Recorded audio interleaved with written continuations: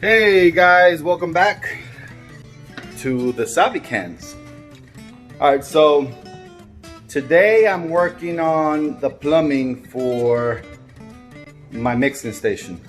And I don't know if I've shown y'all that, I really doubt it, but so I'm connecting a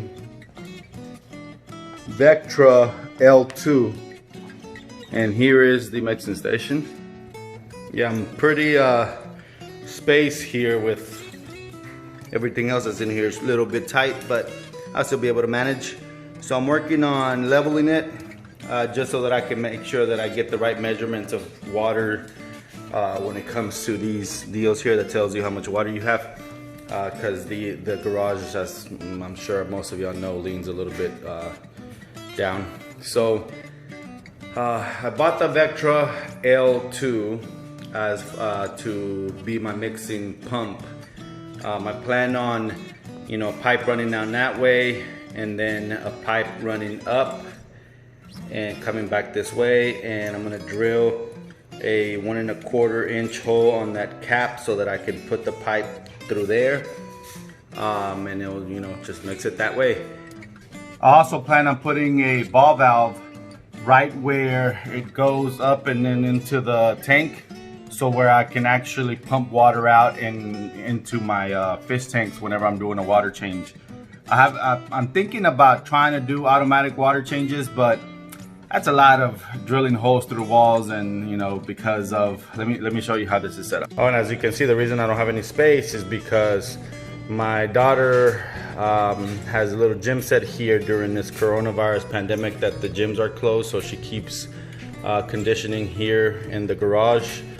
My wife works out with her, but that being said, so I decided to put the mixing station all the way over there so it's away from the light that's over there. So it used to be on this side, and then at some point I even had it on this side, but it's just in the way, so I figured over there it's tucked away. And then my thought would be running something along this wall over here and then possibly bringing it in, but I was thinking, maybe drilling holes through there, because if not, it would literally have to run all through this ceiling into where the tank is at. And as you can see, there goes the tank.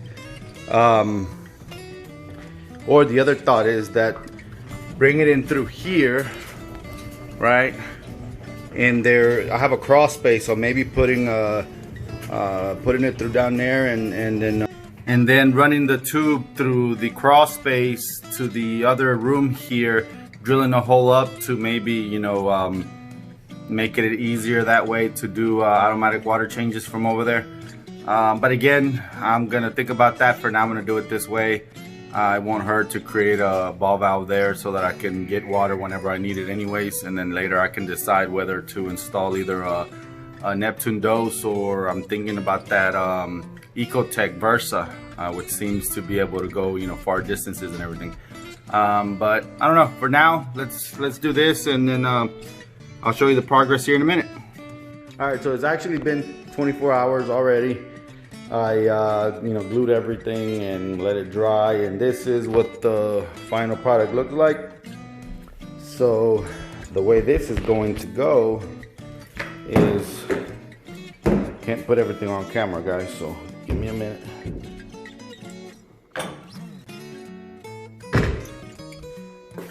Like this. So water will come out that way, back that way. This valve will be closed, back that way, and here to mix, and it should go out both ways. So the reason I did that, where I made it long versus it hanging in the middle of the tank, is because it needs some support. If I don't have that, then this will lean that way, and I don't want any type of tension. So I figured I'll just make it to where it touches the floor and it's not, relying on this to support it. When I'm ready to do water changes, I will just, flip this closed, flip this open. I'm attaching a barb fitting right here so that I can use a hose that's super long and make my water changes. The water that goes out will go into the lawn. I've been doing that for years, haven't had a problem with it. I don't know, something about putting it through the drain, being salt water. and that's so I aim the water out of the window. Depending on which tank it is, it depends on the window that it goes out through. All right, guys, so took about a day and a quarter to get the 300-gallon mixing station filled up. Now that it is, we're about to test the plumbing that I did for it. Here's the plumbing. FYI, I decided to switch from Instant Ocean to now Fritz. I think I mentioned that in one of my other videos. That being said, this is just the RO line. Once it's full, I'm gonna put it, you know, just fold it back up and put it where it goes. As far as the cables for the pump, I'm going to hang it up on the wall, either that one, or right over here.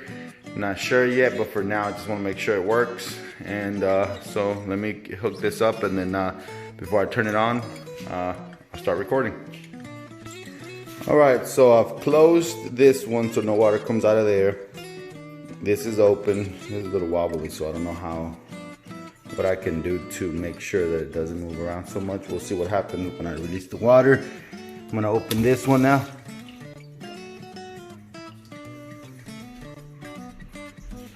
And I'm about to turn it on for right now. Here we go.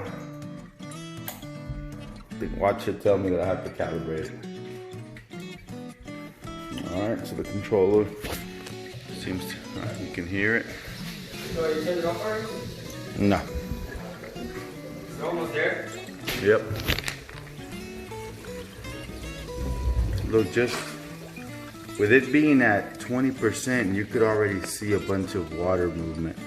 And you can see this deal move a lot too. See, let's turn it up some more. I moved it to 50%.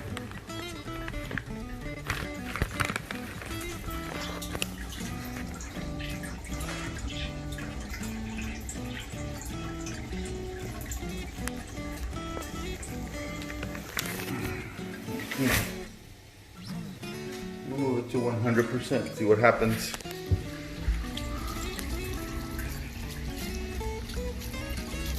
Alright, so the salt is in there. I installed this barbed deal so that I can make water changes, but there is one thing I am worried about. Maybe y'all can give me some ideas of what to do. The Fritz salt is already in there, and amazingly enough, in like 30 minutes, most of it is cleared up. You can see just a little residue here and there, which I'm sure by tomorrow morning will be cleared up. But what I'm worried about is this moving. And when I was putting that in with some pliers, you could see droplets coming out of the gasket there, whatever you want to call it.